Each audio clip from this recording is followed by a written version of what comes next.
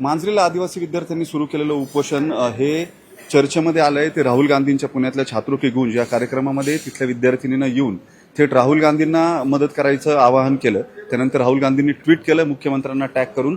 आणि या सगळ्या प्रकरणावरती आता काँग्रेसच्या आदिवासी विभागाचे राष्ट्रीय अध्यक्ष माजी मंत्री जे आहेत ते सगळेजण या मांजरीला जाऊन भेट देत आहेत. तिथल्या दोन विद्यार्थ्यांची ज्यांनी हे उपोषण सुरू केलेलं होतं त्यांची तब्येत बिघडली आहे. या सगळ्या पार्श्वभूमीवरती नेमकं काय काय घडतं आपल्यासोबत विश्वजित कदम आहेत, त्यांना विचारूया. सर, काय तुमची पहिली प्रतिक्रिया आहे ज्या पद्धतीनं आदिवासी विद्यार्थ्यांनी त्यांचे प्रश्न मांडल्यावरती राहुल गांधींनी तो मुद्दा ॲड्रेस केलाय आणि आता त्याच्यावरती चर्चा सुरू झाली आहे. थेट मुख्यमंत्र्यांना टॅग करून त्यांनी सोल्युशन काढायची मागणी केली. काही दिवसांपूर्वी पुण्यामध्ये जो छात्रो की गूंज हा आमचे नेते, देशाचे नेते आणि लोकसभेतील विरोधी पक्ष नेते आदरणीय राहुलजी गांधींनी तो विद्यार्थ्यांशी संवादाचा कार्यक्रम ठेवला होता. त्या विद्यार्थ्यांशी संवाद करत असताना महाराष्ट्रातील आमचीच एक आदिवासी विद्यार्थी भगिनी, आमची बहीण त्या ठिकाणी आलेली होती आणि तिने तिच्या वसतिगृहातल्या वांजरी येथील काही आदिवासी विद्यार्थ्यांच्या भावना, पोटतिडकीने एका अडचणी मांडल्या आणि त्या समजून घेतल्यानंतर आदरणीय राहुलजी गांधींनी काल महाराष्ट्राचे मुख्यमंत्री महोदय आदरणीय फडणवीस साहेबांना एक पत्र लिहिलेलं आहे आणि त्या पत्रामध्ये फडणवीस साहेबांना आणि राज्य सरकारला एवढीच विनंती केली आहे की तातडीने 13 दिवसांपासून महाराष्ट्रातली आपली ही मुलं बाळं, आपली ही विद्यार्थी आज उपोषण करतायत.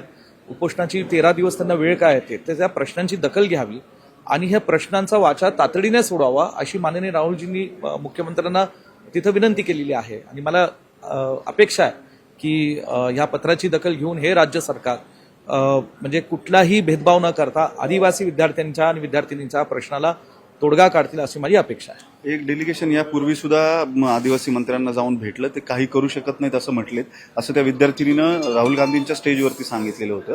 तुम्ही स्वतः काही इंटरव्ह्यू करणार आहात का? तुम्ही या विद्यार्थ्यांना घेऊन मुख्यमंत्र्यांकडे जाणार किंवा बोलायचा काही प्रयत्न कराल का, मार्ग काढायचा? नाही, मुळात मला ह्याचे खंत वाटते की विद्यार्थ्यांना तुम्ही भेटायला का बोलवताय?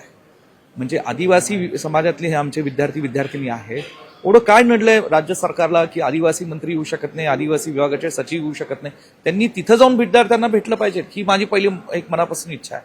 तिथे जाऊन भेटा ना विद्यार्थ्यांना, काय त्यांची अडचणी आहेत, काय प्रश्न आहे, प्रत्यक्षपणे डोळ्यांनी पाहून घ्या, तिथे समजून घ्या, ही आमची भावना आहे. आणि ह्या ठिकाणी म्हणजे मी मागाशी सांगितलं, राहुलजींच्या पत्रानंतर सरकार याची गांभीर्याने दखल घेईल, याचं गांभीर्य समजून घेईल अशी माझी अपेक्षा आहे.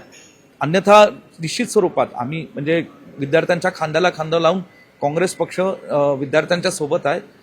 सरकारने दखल नाही घेतली मग पुढची पावलं काय टाकायची बघू आम्ही. राज्यभरातल्या आदिवासी आश्रमशाळांची परिस्थिती ही अत्यंत खराब आहे. काही ठिकाणी 2-3 दिवसापूर्वी साप चावून काही आदिवासी विद्यार्थ्यांचा मृत्यू झालेला होता. या अशा पद्धतीच्या इतक्या गंभीर घटना घडल्यानंतर सुद्धा सरकारकडून हवा तसा प्रतिसाद मिळत नाहीये. याला नेमकं काय मिळतं? काय की हे गडचिरोली जिल्ह्यामध्ये जो घटना घडली अत्यंत दुर्दैवी आहे. प्रथमतः ज्या मुलांचा त्यामध्ये मृत्यू झाला, मी त्यांना भावपूर्ण श्रद्धांजली वाहतो. इमारती बांधल्या जातात, वेगवेगळ्या समाजातल्या वेगळ्या जातीतल्या लोकांच्या भावना असतात, त्या भावनांची कदर करून त्यावेळेचं राज्य सरकार हे निर्णय घेतं, आपण मागासवर्गीय वसतिगृह बांधू, आदिवासी मुलांसाठी वसतिगृह बांधू. हा निर्णय चांगलाच असतो, त्यात दुमत नाही. परंतु त्याच्यानंतर त्या इमारतींचं मेंटेनन्स हा फार गंभीर विषय असतो. नुसतं त्याच इमारतींचं नाही, आज शहरांमध्ये असणारे सुद्धा वेगवेगळ्या जर खात्यांचे इमारती तुम्ही पाहिल्या तर ती इमारतीमध्ये येणाऱ्या जाणाऱ्या लोकांसाठी काय सुविधा असतात? शौचालय असतात का? तिथे कॅन्टीन असतं का? साधं चहा बिस्किट, लोकांना पाणी मिळत नाही, शौचालयात जाता येत नाही. तिथे काम करणारे कर्मचारी सुद्धा कुठल्या अवस्थेत काम करतात हे सुद्धा एक गंभीराचा प्रश्न आहे. म्हणून नेहमी आता कालच अमरावतीमध्ये घटना घडली, एका हॉस्पिटलमध्ये स्फोट होऊन 3 मुलांचा मृत्यू झाला. माझा प्रश्न असा आहे की गव्हर्नमेंट स्वतःच्या इमारतींचं ऑडिट केव्हा करणार आहे? स्ट्रक्चरल ऑडिट असो, इंटरनल वायरिंग असो, 20-30 वर्षापूर्वीचं वायरिंग असतं, फार इक्विपमेंट नसतं त्याच्यात, सेफ्टी इक्विपमेंट.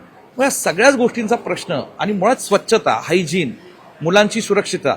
मी म्हणलं ना, आता साप येतो, जाळ्या लावल्याच जात नाही, ग्रिल असतं, खिडक्या उघड्या असतात, खिडक्या फुटलेल्या असतात. दखल नाही घेतली तर तुमची पुढची भूमिका काय असेल? नाही, ह्याच्यात एक तर माझी प्रामाणिक इच्छा आहे राज्य सरकारने या आदिवासी मुलांना न्याय द्यावाच. आणि आज मी सांगू इच्छितो की आम्ही काँग्रेस म्हणून उतरलो तर मला माहिती आहे राज्य सरकार परत तिरक्या नजरेने बघेल.